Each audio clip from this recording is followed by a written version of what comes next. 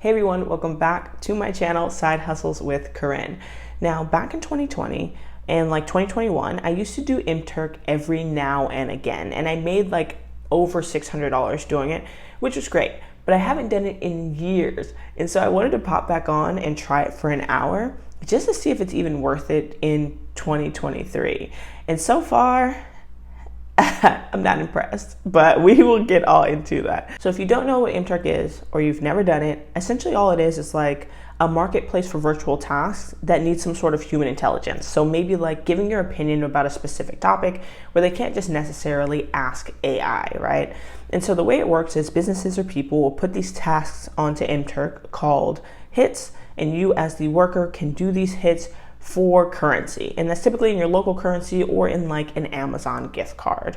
Now the thing about MTurk, it's a numbers game, right? It's the more hits you do and the more that you do them correctly, the more lucrative hits that are available to you. So most of the time when you go on there, the tasks or hits that you'll see will be under 10 cents, right? So about 3 cents, 5 cents, whatever, but they can be upwards of $40 to $60 per task, just depending on your account, what you qualified for, and how well you do on the platform. So really, I popped onto the platform after all of these years and I just jumped right in. So you can see how many hits that I've done in the past and when I've done them, and how much total money that I've made since being on the platform. So the first thing that I like to do when you go to the hits page is you want to filter and sort your list by what you're qualified to actually do, because there's no point in seeing a page of hits for things you can't actually take. And then you want to sort by highest valued item first, because of course I'm only going to do this for an hour, so I want to make as much as possible within that hour. So I sorted by which ones paid the highest first, so that way I can maximize my time. So I'm not gonna lie, it started off actually really rough. I didn't qualify for 3 or 4 hits in a row, and I was dang, maybe I'm not going to qualify for any of them because it's been so long and I'm just no longer fitting the demographic or whatever they want. Because keep in mind, you're not going to qualify for every hit even if you have access to it. When you go onto the hits, just like any other survey site or whatever, they're going to ask you some demographic questions, race, sex, gender, whatever, and then they're going to sort out if this survey is actually for you or if it's not. And for me, it was just failure after failure after failure right in the beginning. And then I finally got a hit and finally got one that I got access to. And it was kind of off to the races there. From then on, I was just qualifying for everything that I did.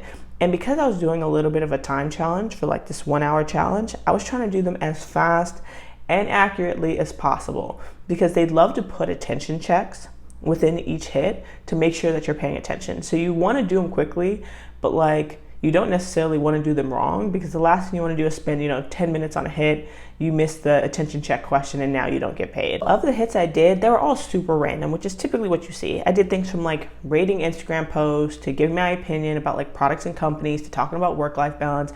It's all super random. That's what you're going to get.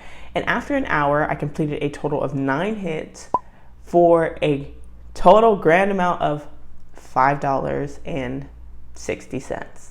which is way less than what I remember it being back in 2020 and 2021. If you did that for 8 hours, if I did it for 8 hours, that'd only be $45, which is not worth it at all.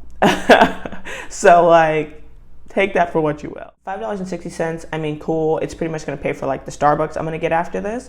But overall, it's not super lucrative. I think one of the things to keep in mind is you can make more based on how many hits that you've done and what things you qualify for. So you're going to see a lot of hits that are blocked that you need master qualifications for, and those are typically the ones that pay more.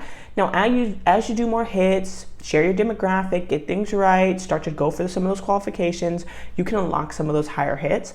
But typically, I think on average, they say that the person makes about $1 to $6 an hour. So it's not super far off. I will say when I was doing it back in 2021, maybe I got all the way up to $20 an hour at one point, but for the most part, it's about $1 to $6 an hour. So is it a very easy, mindless way to pass time and make some money? Yes. Is it lucrative? Absolutely not. Don't quit your day job. Just keep that in mind. If you're doing MTurk, this is not your path to financial freedom, but it may be a path to pay for your meals out in a week. So that was my experience doing MTurk for an hour in 2023 from somebody who has done over, 2,600 hits before. Anyways, let me know your opinion in the comments. Have you had the same experience? Are you looking to do MTurk? Anyways, catch you in the next one.